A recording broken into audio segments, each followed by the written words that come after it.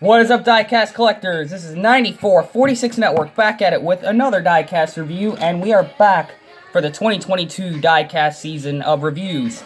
And in today's episode, we're going to be reviewing two paint schemes. We are doing double diecast reviews for the 2022 season, and we're going to be starting off here, or continuing, if you saw our last review, we're going to be looking at Harrison Burton's 2022 Motorcraft Ford, and of course, Austin Cindric's Discount Tire number 2 Ford. And we're going to start the review off, why not, with the Daytona 500 Champion. And yes, we are going to get the Daytona 500 version of this one. But we're going to start the video off with this paint scheme. So, in our double car review, Austin Cindric will be the first.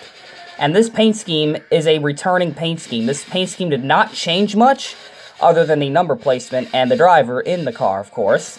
Really excited to review it because this is the first Austin Cindric Cup Series car we're going to be reviewing. So we got number 2 right there, no Penske logo. Got Pennzoil and Ford. Tires.com discount tire. You got Austin Cindric's name with the correct window banner. You got Sunoco, Goodyear, NASCAR Cup Series. Number 2, Austin Cindric. Ford, PPG, Mazak, and what does that say? Odyssey. I can't really read that very well. Safety Clean, discount tire. Auto Trader, Freightliner and Menards. Discount tire, let's get you taken care of. Got the Ford license plate with the 2022 license plate right there. You got the rookie stripes with the number 2. Nothing on the deck lid right there. You got Austin Cindric's name right there. You got Snap-on and the number 2. So for the paint scheme, it's spray painted white. So they spray painted this car white first. Okay, so you have that going on. You got the black splitter right there and the red spoiler. And it actually has the rivets in it, so it actually makes it look really, really good. So you have the red spoiler and the black splitter. And of course, it starts out that way with the black splitter, which has a thin red outline that goes over it. It's kind of spaced out, as you can see. And it goes all across the side skirt, or the side of the underbody, because this underbody in real life is attached to here, the underbody itself. But it's got a red outline to that as well. It goes all across the bottom towards the back bumper where the exhaust tips are. And of course, got the rookie stripes, which are huge on the next-gen car. And of course, to the top of it, as you can tell, it's really based off of the 2018-2019 Brad Keselowski design, just on Austin Cindric's car. So the whole roof and deck lid and hood are painted white. And it's got the black wrapping all the way around everywhere except the deck lid. So you've got the upper parts of it where the rear quarter windows are, just wraps all across the side of it. And of course, to the front a little bit, the sides of the hood, or at least the outer parts of it. And it has a red outline to that as well. It's almost like it's spiked there, which I really like. It actually kind of looks cool. Now, I do kind of prefer the way the throwback looked, where it kind of just pointed down and shot back up again. But they just left it going straight on the next gen, and of course, based on the 2019 and 2020 primaries. But other than that, it's a really good looking paint scheme. Austin Cindric, this is the first time he's got one of these cars here in the next gen form, and in the Cup Series for the next gen cars. We got his 33 car, but now we finally got his Cup Series paint scheme, and it actually looks really, really good. I really am a fan of how this paint scheme wraps onto a next-gen car. It's actually really, really good. I was actually expecting it to be this good because, you know, this paint scheme is a classic. It's always been this way since the beginning. And I really like that about it, is that it's an original design. And, of course, got the chrome wheels to it, which also add to it as well.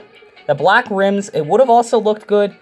The red, particularly the red, and as you can tell, you got a bit of a overspray of the chrome, kind of got onto the rubber of the wheel.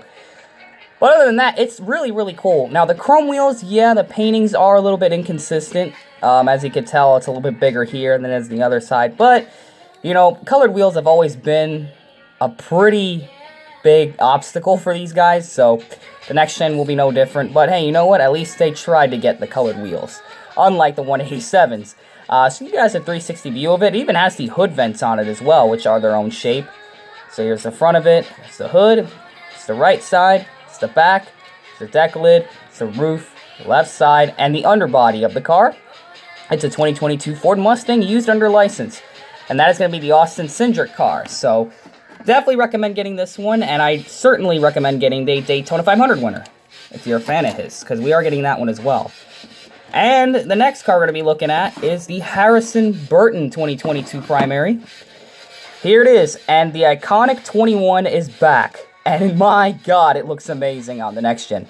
One of the best parts of this car are the gold foil numbers, because we are getting the colored in numbers again, finally. The last time we got this was on the Paul Menard throwback number 21. They skipped the Hamlin 2019. And I don't think they ever used this at all in 2020 or 2021. But the point is, it's back and it's on this paint scheme. And of course, we're going to start the review. So number 21, got Wood Brothers. Got a bit of a wonky headlight right there. We got Ford. You got Ford Motorcraft, Harrison Burton. And yes, this thing does not have the updated window banner like this one does, as you can tell. They moved the name a little bit to the left, or the right, I should say, looking at it in the front, because that's where the air vent would go. So when this paint scheme, or when this diecast render was invented, they must have not gotten the memo yet, or even thought of it yet. So yeah, that's just amazing. This thing has incorrect window banners. Got Sunoco right there, and of course you got a little wrapping mishap right there on the right front. That's just great. I got Goodyear NASCAR Cup Series, the 21 in the gold foil. You have where the NASCAR race car logo would be if the car was actually completed. Got Harrison Burton. You got Ford Safety Clean. What does that say? MRN. I can't really read what that logo says. It's kind of small. Wood Brothers, WBR. You had Ford Motorcraft right there. Lincoln Welders. Let's see. Ooh, wow, the chrome number's actually reflecting onto my arm, which is insane off of camera. How shiny that thing is. Lincoln Welders, Quick Lane Tire and Auto Center.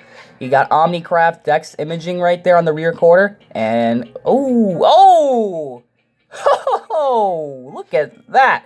If I can zoom in on this. Look at the way that spoiler looks like it just got chewed on by a rat and then put onto the car. I did not notice that until now, believe it or not, guys. That right there, that spoiler, it's definitely been eaten. It looks like somebody ate it. It looks like a rat got in there and shoot that up, as you can see. I mean, look at that. Even the piece of the paint is still sticking down from that. So that's just amazing. We got errors and defects on next-gen cars. I kind of saw this coming out. You got Ford Motorcraft Rookie Stripes, number 21. And the Michigan license plate with the 2022 registration sticker. I got to get used to that. It's the 2022 now. FordParts.com, Harrison Burton. Got Ford Motorcraft. And, of course, for the paint scheme itself, you're going to start off with, and, oh, I just realized, for the Austin Cindric, I didn't go over the number. So I'm going to do that really quick. You can tell it's the first time I'm doing two cars in one review on my own.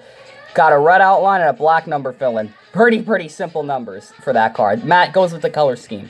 All right, there we go. Now we can move on to the 21. So here it is. They spray painted it the red-orange first.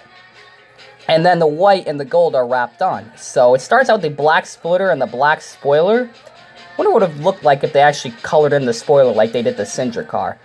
But anyways, these things also are powered by biofuel. Forgot to mention that as well.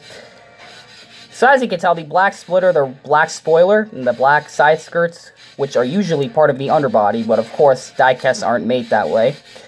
And the paint scheme is almost the same as last year and the year before that, but it's actually a lot different because unlike last year's car and all the years before, the red with the blue outline wraps all the way underneath the headlights into the grille, which is totally different than how it used to be done.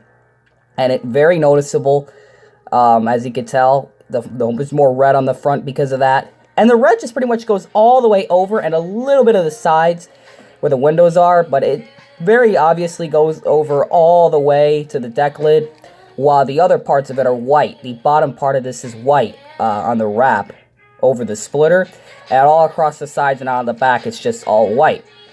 But I gotta say, that thin blue outline actually makes the red pop out because it's like two colors and it just makes the whole thing stand out, right? That's the kind of the idea there. You got Harrison Burton, first ever Harrison Burton diecast in my collection, so that's going to be amazing to even think about. And of course, it's got a black outline and a white number fill for the roof, and of course, the gold foil. I want to get closer to this because this is the first time we're having this in a while. So yeah, there's the gold foil. You got a little bit of a crinkle in it, Obviously, this is the first time they're doing this on 164, so that's kind of expected. It's kind of how it was with the throwback of Paul Menard. I may have to re-review that car just so you can compare it. Yeah, look at the way the camera like hits that. You can very much tell the light is affected by that. Very interesting, though. I really kind of like that, that this car has the gold. It's better than doing it the normal way they've been doing it, with just the brown-looking number. I'm really glad they actually gave us the color chrome foil for the number, which it actually looks really good. And honestly, because of that, it makes this car a standout release of the year. Of course, black rims, which also help the look of it.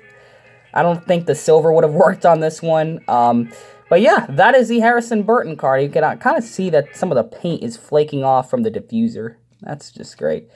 But we're going to do a 360 of it. So here's the, oh, wow, the camera just reacted there. Look at that. It kind of has an orange. It literally had an orange tint, and it just went back to normal. I don't know. This camera kind of reacts oddly to the brighter colored cars. This here is definitely a brighter red in real life than it is on camera. It looks like more of a red-orange. But it's actually kind of leaning more towards the orange day glow side, which is interesting, at least how I see it. Have the hood fence as well. So here's the front of the car, here's the hood, here's the right side, here's the back, here's the deck lid, here's the roof, the left side, and the underbody. And that is going to be it for the double diecast review number 2. The first one, of course, was on the Eric Jones and the Kyle Larson. This one is on the Austin Cindric and the Harrison Burton ones. So that is going to be the double diecast review, the second one of the 2022 season with the next generation car. These are the Ford Mustangs. Which car do you like more? If the comment section YouTube algorithm doesn't screw it up again, you guys will probably be able to tell us which one you like more. And of course, make sure you always know what you're doing when you're putting decals in your diecast. Obviously, this is a new era, so people are definitely going to keep an eye out on that. But yeah, that is the double diecast review. I hope you guys enjoyed it. What do you guys think of these? Which one is better in your opinions? Obviously, if the YouTube algorithm doesn't shut it down, put that down there in the comment section. Thank you guys for checking out this diecast review. Comment, like, and subscribe, and we will see you guys in the next gen diecast review. And always remember to make sure you know what you're doing when you're putting decals in your diecasts.